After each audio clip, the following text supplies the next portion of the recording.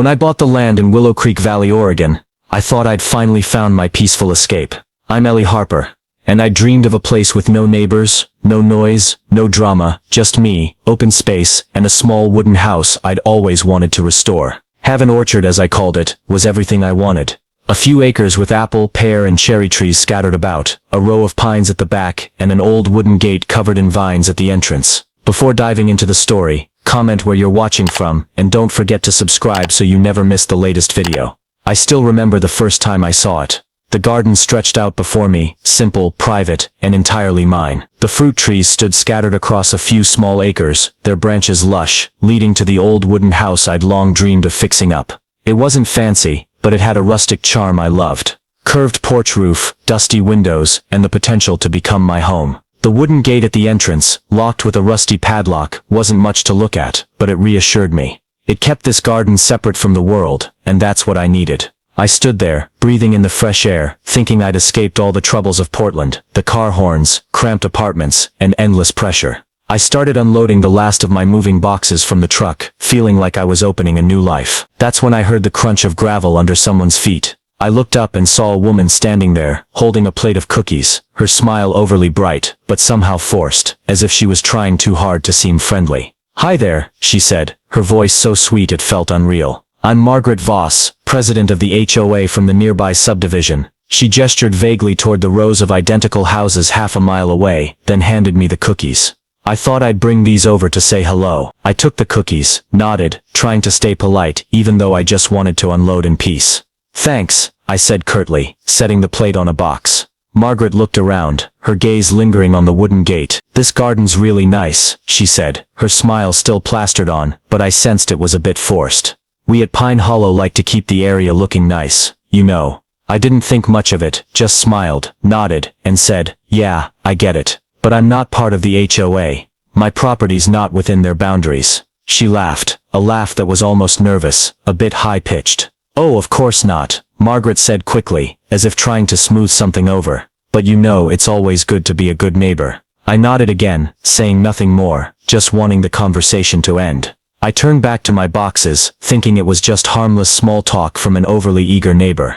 Margaret lingered a moment, then walked off, but her phrase "good neighbors" echoed in my head. At the time, I figured it was just idle chatter, not worth worrying about, and went back to unloading, trying to focus on the joy of starting fresh at Haven Orchard. But Margaret didn't let me stay peaceful for long. A few days later, as I was checking the pear trees near the gate, some branches were dry and needed pruning. The familiar crunch of gravel sounded again. I looked up and saw her standing just outside the wooden gate, still with that overly bright smile, but tinged with something forced, as if rehearsed in front of a mirror. "Hi there," she said, her voice sweet enough to make me want to wince. "I see you're busy with this garden, huh?" I nodded, not saying much, just wanting to get back to my work.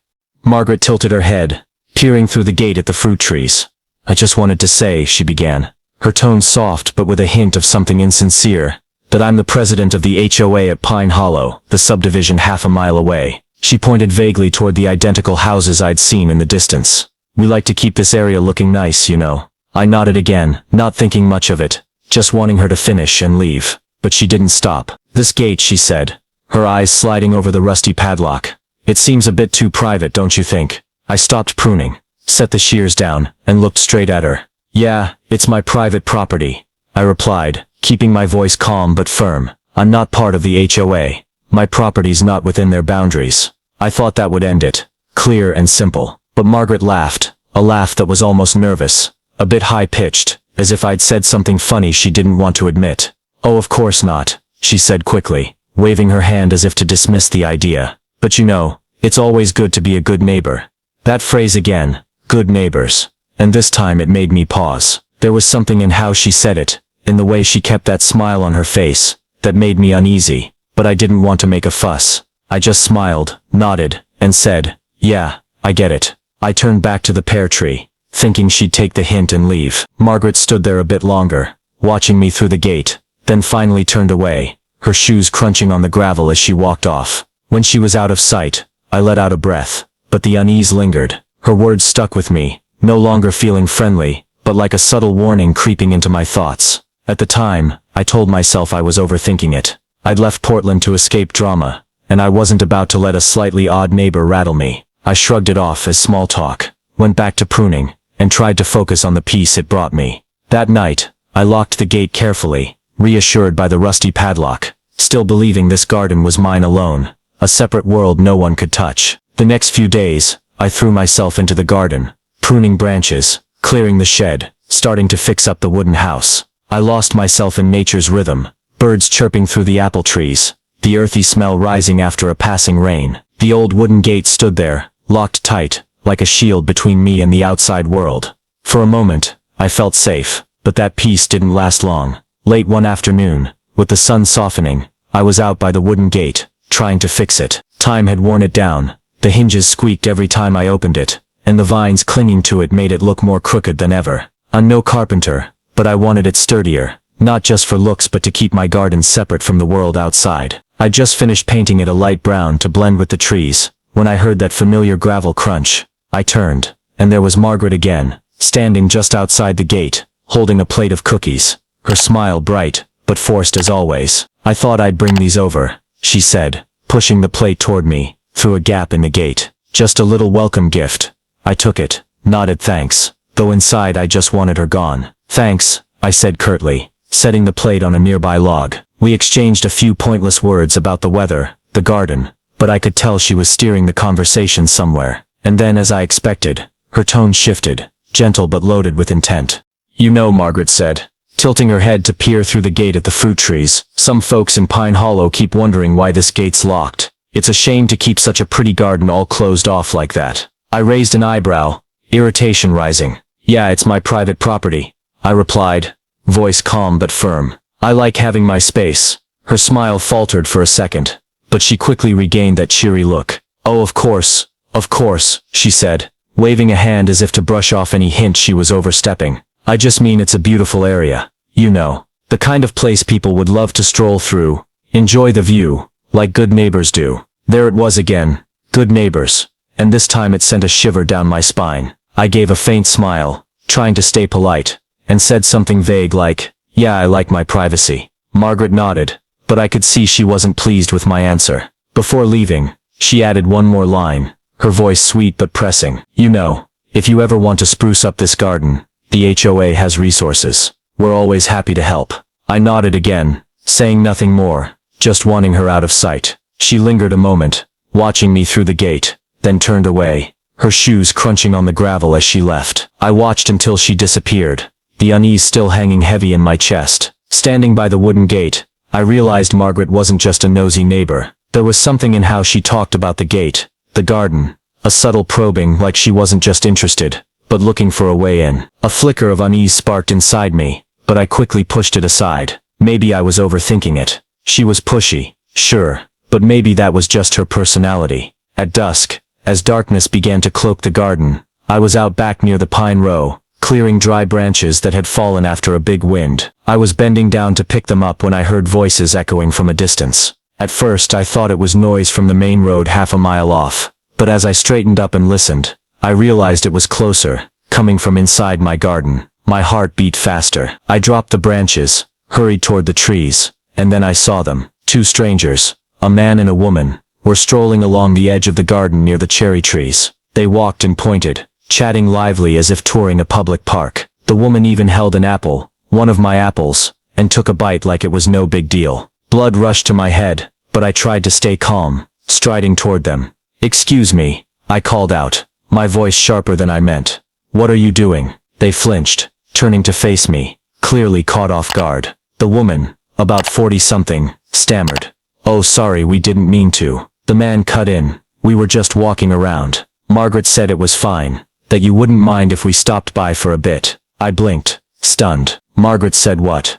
I asked, my voice rising with anger. The woman nodded, as if that explained it all. Yeah, she said, this garden's part of the area around here, that it's open to residents. We just wanted to take a look. I stared at them, unable to believe my ears. Margaret said what? I repeated, feeling the ground tilt beneath me. This is my private property. Margaret has no say here. Please leave now. They glanced at each other, obviously confused, then mumbled apologies. We didn't know, the woman said, setting the half-eaten apple on the ground like that fixed it. They hurried off, stepping through the wooden gate I'd left open while working, but I didn't care about them anymore. All I could think of was Margaret Voss. I locked the gate, hands trembling with anger, and stood there a moment, trying to sort my thoughts. Margaret had told them my garden was open to residents.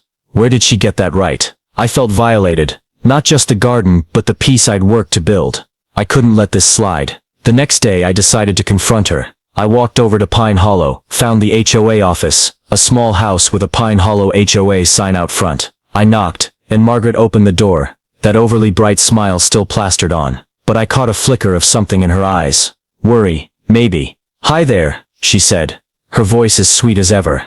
I didn't beat around the bush. "Yesterday, 2 strangers were in my garden," I said, staring right at her. "They said you told them I wouldn't mind if they went in." "What's that about?" Her smile froze, but she quickly regained her composure. "Oh, that must have been a misunderstanding," she said, her tone overly gentle. "I might have mentioned your garden in passing, but I never told them to go in. I didn't buy a word of it." Her voice was too smooth, too rehearsed, like she'd known I'd show up. I wanted to snap back harder, but I had no proof, just a stranger's word. I took a deep breath, keeping my voice steady. "This is my private property," I said again. "I don't want anyone in without permission." Margaret nodded, her smile returning, but I couldn't miss the strain in her eyes. "Oh, of course," she said. "I'll make sure there's no more mix-ups." But as I turned to walk away, I knew she wasn't honest. Later on I started paying more attention to the wooden gate, checking the lock every night, and even walking around Haven Orchard to make sure no one had slipped in. I wanted to believe it was a one-time thing,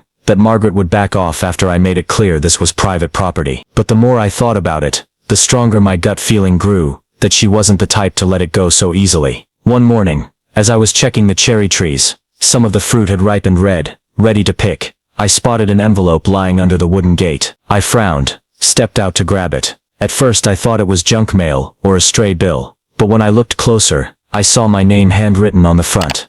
Ellie Harper, no stamp, no address. Someone had personally brought it here. I opened it, and inside was a single typed page. No official HOA letterhead, just a few short lines that made my heart pound. "We, the members of the Pine Hollow HOA, respectfully request that you reconsider allowing limited community access to your land," the letter read. "This would greatly benefit the area, foster goodwill, and align with the community's aesthetic and recreational goals." At the bottom was Margaret Voss's signature, followed by a long list of other names. Pine Hollow residents, I assumed. I read it over and over, feeling both amused and furious.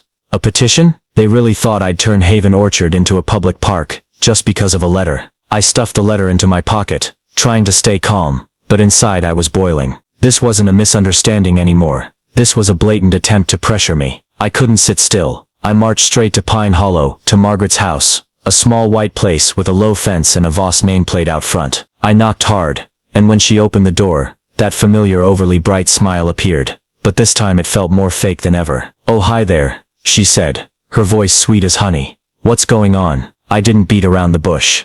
I pulled out the letter, held it up in front of her. "Explain this," I said, my voice tight with anger. Margaret glanced at it, then shrugged, like it was some trivial thing not worth a fuss. "Oh, that," she said, her tone overly soft. "Just something a few neighbors wanted to do. No big deal." I echoed her words, not hiding my doubt. "No big deal. You're trying to force me to open my garden to the whole neighborhood like it's a public park. That's a big deal." Her smile faltered for a moment, but she quickly regained her confidence. "It's not forcing," she said, her voice still sweet but with a hint of pushiness. "Just encouragement. The neighborhood really admires your garden, and we thought it'd be a great addition to the community." I cut her off, unable to take it anymore. "It's not part of the community," I said, my voice sharp.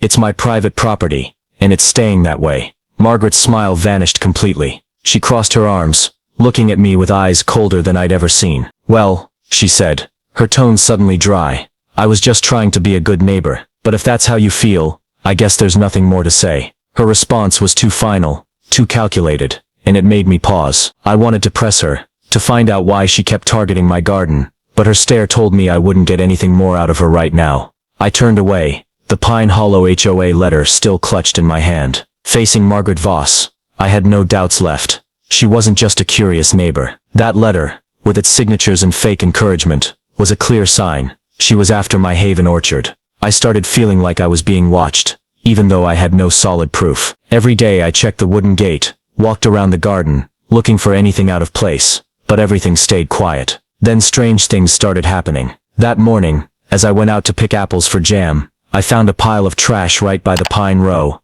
empty beer cans, candy wrappers, and a pair of old torn shoes. I frowned, thinking maybe the wind had blown it in from the main road, but that didn't add up. The pine row was too dense for trash to drift through, and my garden was too far from everything.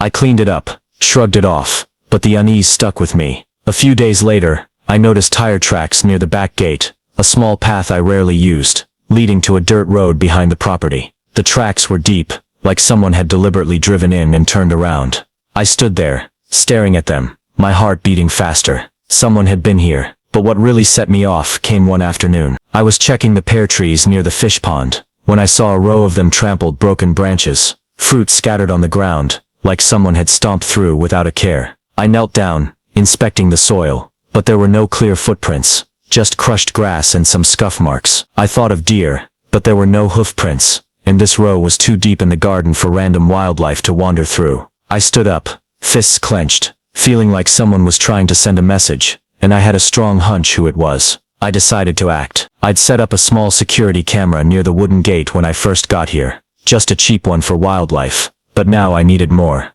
I drove into town, bought 2 more cameras, the kind with motion sensors, plus some solar-powered floodlights. I spent the evening installing them, one by the main gate, one at the back gate, and the third aimed at the trees near the pond. I also got a few no trespassing signs, and nailed them around the garden, each one a clear warning. This is private property. Keep out. When I was done, I stood in the middle of Haven Orchard, looking around, feeling both reassured and on edge. If Margaret or anyone was sneaking around here, I'd catch them. A few nights later, I got my answer. I was in the wooden house checking my phone.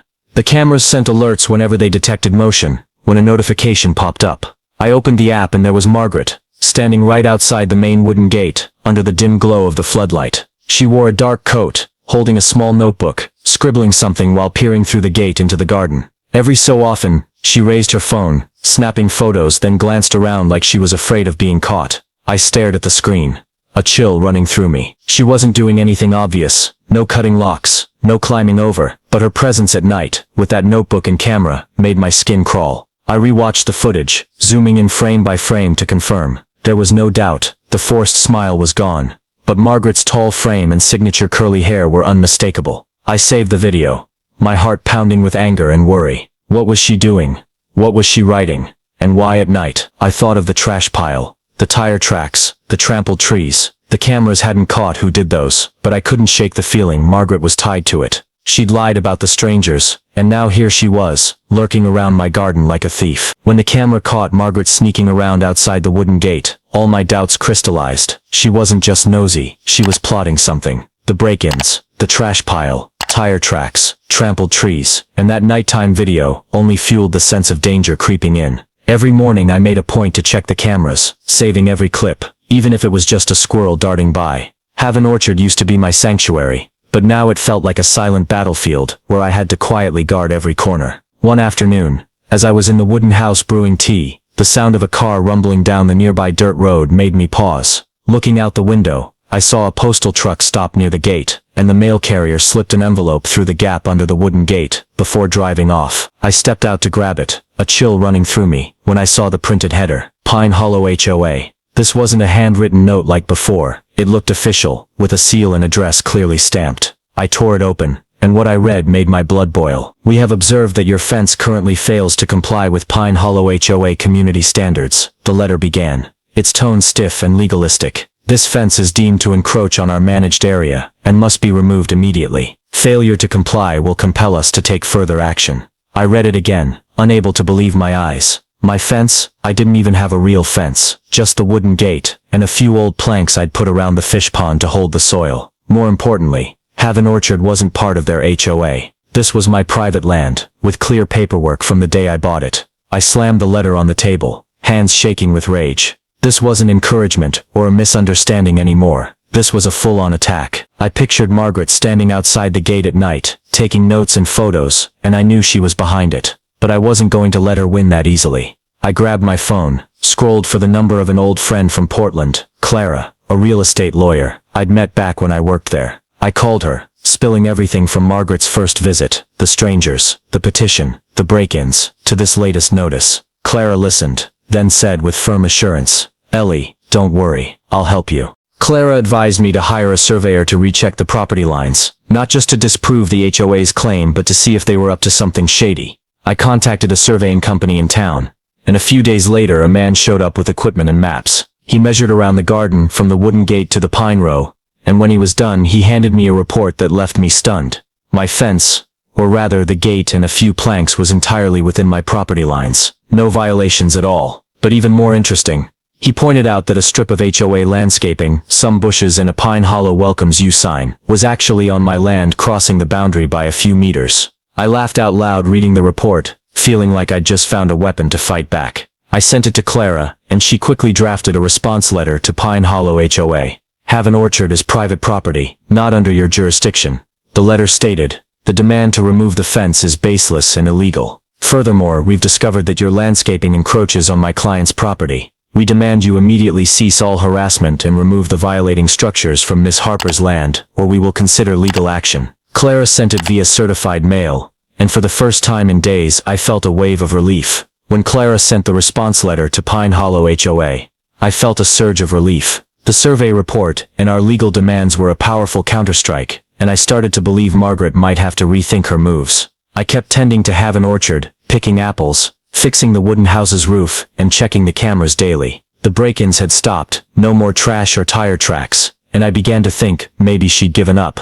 But I still kept an eye on the wooden gate, still locked it tight every night. Then one night, as I sat in the wooden house reviewing camera footage, a new habit to stay safe, a motion alert popped up on my phone. I opened the app, and the sight chilled me. Margaret stood right outside the main wooden gate, under the sensor light. But this time she wasn't alone. Two others were with her, a tall man holding a measuring tape, and a woman with what looked like a blueprint or diagram. They pointed at the gate, the trees, and measured something on the ground. Margaret scribbled in her familiar notebook, nodding occasionally like she was in charge. I zoomed in, heart pounding. This wasn't a random sneak. This was a plan. I saved the video, rewatched it a few times, to be sure I wasn't imagining it. No doubt about it, it was Margaret, her forced smile gone, replaced by a cold, focused look. I didn't know who the others were, but their actions, measuring, noting, made me feel like they were mapping my garden. I called Clara right away, sending her the video. "She's up to something bigger than we thought," Clara said over the phone, her voice serious. "I'll dig deeper. You hold on to this evidence." The next day I decided to call the HOA's lawyer, a name printed on the earlier legal letter, James Carter. I didn't expect much, but I wanted to see if he'd let anything slip. When I mentioned the video, and Margaret's fence demands, his voice grew hesitant. He started, clearly uneasy. "We assumed your property was under HOA jurisdiction." I nearly laughed. "Based on what?" I asked, voice sharp. After a long pause, he admitted, "Margaret, the HOA president, provided documents showing plans to annex your property into the HOA. If that's not accurate, we're willing to review it." "Annex?" I repeated, feeling like I'd been punched in the gut. "She said there were plans to annex my land." James stammered, "Yeah, that's what she said, but if there's a mix-up," I cut him off. "What documents?" "I never agreed to that." He went silent for a long moment, then said, "I'll look into it," before hastily hanging up. That call left me shaken, but it gave me a lead. Margaret didn't just want to pressure me into opening the garden. She wanted to take it entirely. I didn't wait. I drove to the Willow Creek Town Hall, demanding to see any records tied to my property. After an hour of digging with a clerk's help, I found what I needed. An annexation request Margaret had filed months earlier. The document claimed Haven Orchard was unmaintained land that would benefit the community under Pine Hollow HOA control. Attached were photos of my garden, clearly taken from outside the gate, matching my video, along with a list of fake complaints. Overgrown grass, fire hazard, aesthetic impact. I read it, wanting to scream. My garden wasn't just well kept, it was thriving, and I'd never heard a single complaint from neighbors. I copied every page, hands trembling with anger and resolve. This wasn't personal anymore. It was a blatant scheme to steal my land. Annexation isn't something an HOA can just do. It requires city council approval, a formal filing, and most crucially, the owner's consent. Margaret had none of that, but she'd tried anyway. I called Clara immediately, sending her everything I'd found. "She's crazy," Clara said, her voice a mix of shock and fury. "But we've got enough to stop this. The city council meets in 2 weeks. We need to prepare." When I uncovered Margaret's annexation request at the town hall, I knew I couldn't sit idle anymore. Clara was right. We had 2 weeks before the city council met to review Margaret's claim, and I decided not just to defend but to expose everything. If she wanted to play dirty, I'd make the whole world see her true face. I started by gathering all my evidence. I printed the survey report proving my wooden gate and land were fully legal, plus the HOA's landscaping encroaching on my boundary. I copied the camera footage, Margaret sneaking photos at night, and the latest with 2 strangers holding a tape measure and blueprint. I added the petition with its signatures, the legal notice slandering my fence, and Margaret's annexation request with its fake accusations. I wrote a long post titled, "Pine Hollow HOA President Tries to Steal My Hidden Garden." Then I posted it to local social media groups, tagged the city council, and even sent it to a small Willow Creek newspaper. The response hit like wildfire. Within hours, dozens messaged me, neighbors I'd never met, from Pine Hollow's edges, or around the valley. They apologized for Margaret's actions, saying they had no idea what she'd been doing behind their backs. One woman wrote, "I signed that letter because Margaret said it was just a formality. I didn't think she'd go this far." Another man said he'd been forced by Margaret to pay extra HOA fees for area improvements that never happened. I read it all, both surprised and enraged. I wasn't her only victim. But the real climax came the night before the city council hearing. I was checking the cameras as usual, when a motion alert popped up. I opened the app, and there was Margaret alone, outside the wooden gate, holding wire cutters and a flashlight. She bent down, clearly trying to cut the no trespassing sign I'd nailed near the gate. I couldn't believe my eyes. Was she this bold? I called the police instantly, heart pounding. Someone's vandalizing my property. I told the officer over the phone, sending them the live camera feed. 2 cops arrived within 10 minutes, their patrol lights illuminating the garden. I stood at the gate watching them approach Margaret. She flinched, dropped the cutters and started stammering. "I was just checking the fence," she said, voice shaky but feigning innocence. "I'm the HOA president. I have the right." One cop cut her off. "You're on private property, and we've got video of you trying to damage a sign." They reviewed the footage I provided, then issued her a citation for trespassing and vandalism. Margaret shrieked as they led her away. "You don't understand. I'm doing this for the neighborhood." But the cop just shook his head, and I stood there both relieved and triumphant. The city council meeting the next day was the final blow. Clara and I arrived early, armed with all the evidence, survey report, videos, annexation docs, and the police citation from the night before. The room was packed, not just council members, but Pine Hollow residents, some filming on their phones. I stood up, recounting my story from buying Haven Orchard, Margaret's pressure, the strangers, the break-ins, the legal letter to the annexation plot. Clara backed me with sharp legal arguments, pointing out that Margaret's request wasn't just based on lies but violated Oregon state laws on private property rights. A few residents spoke up for me. An older man, introducing himself as an HOA board member, said, "We didn't know Margaret used HOA funds to hire lawyers and plant those bushes.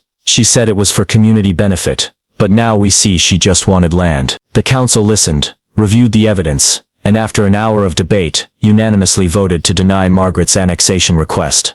They also ordered an investigation into her actions, especially the misuse of HOA funds. When the decision was announced, applause erupted, and I felt a 1,000-pound weight lift off me. Margaret Voss had lost. Her annexation bid was rejected, her sneaking exposed, and Pine Hollow turned against her. Driving back to Haven Orchard, sunlight streamed through the apple, pear and cherry trees, making the garden glow brighter than ever. I stopped at the wooden gate, eyeing the no trespassing sign still standing, Margaret's cutter marks now just a faint scratch, and smiled. I'd protected this place, and for the first time in weeks, I felt at ease. In the days that followed, word spread fast. Margaret resigned as Pine Hollow HOA president, under pressure from the board and residents. A neighbor messaged me, saying she was under investigation for misusing HOA funds, money she'd spent on lawyers, and those bushes on my land. Her lawyer, James Carter, dropped the case, and a few days later, I saw a truck hauling away the HOA's landscaping. They removed the bushes,